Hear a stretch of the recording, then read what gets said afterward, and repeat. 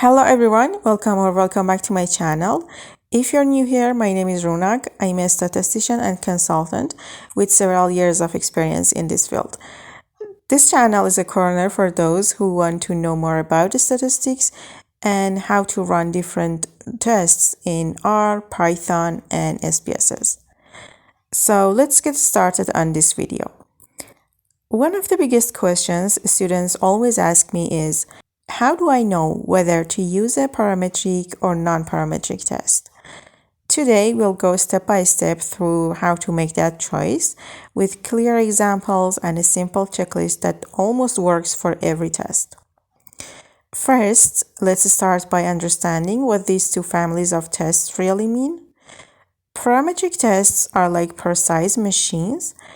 They assume your data follows certain mathematical rules, for example, like being normally distributed. Non-parametric tests, on the other hand, are more flexible. They don't assume much about your data, but they are a bit less powerful when those assumptions are true. So, how do you decide which one fits your data? Let's find out. First, look at your variable type. If your data is continuous, like test scores or reaction times, then parametric tests are usually your first choice. But if your data is ordinal, like satisfaction levels with different levels, or ranks, then non-parametric tests make more sense.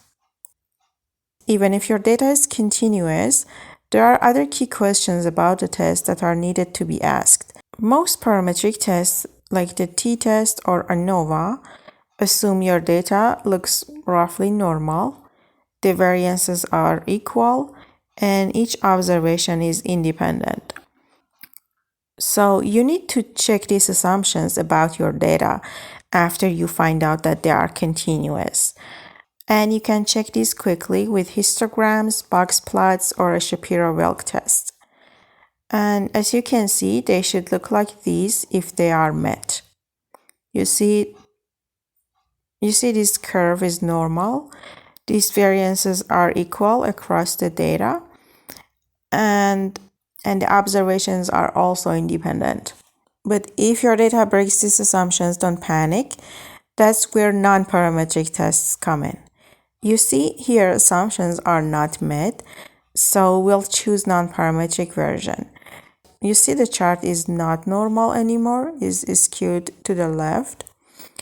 And you see these variances are not equal because when variances are equal across a data set, the boxes of the box plot should almost be the same size, but you see this version is smaller, this one is larger. So we conclude that the variances are not equal. And finally, these observations are connected to each other, means that they are not independent. So once you know your data type and assumptions, choosing the test becomes easy. For example, for two independent groups, if data is normal, use an independent t-test, and if data is non-normal, use a Mann-Whitney U-test. For more than two groups, if data is normal, use ANOVA, analysis of variance, and if data is non-normal, use Kruskal-Wallis test. Let's go further and see this in action with a quick example. Imagine you measured students' stress before and after a mindfulness session, and if the stress scores are normally distributed, you would use a paired t-test, right? And you see the hypothesis here. But if the data is skewed, like many real psychological scores, then switch to Wilcoxon-signed rank test instead. We've got covered this exact example in the previous video, a case study about the effects of mindfulness on stress reduction. Here is the link to the video on the right top corner if you want to check it for yourself. So technically for these two data sets, we are answering the same question, but we are using different tools that we picked based on our data, and they just matched to our data. Here is a quick way to remember everything.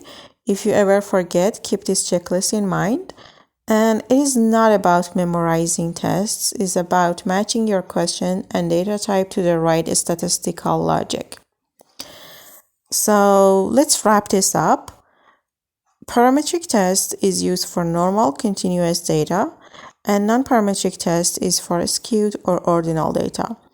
So now you know that it's not about which test sounds smarter, it's about which test fits your data best. And remember, good analysis isn't just about running tests, it's about understanding your data's story. And that was it. This was all you need to know when choosing between the two types of tests, parametric and non-parametric ones. So if you found this video helpful, please give it a like and subscribe for more clear, practical statistics lesson. I'll see you in the next video.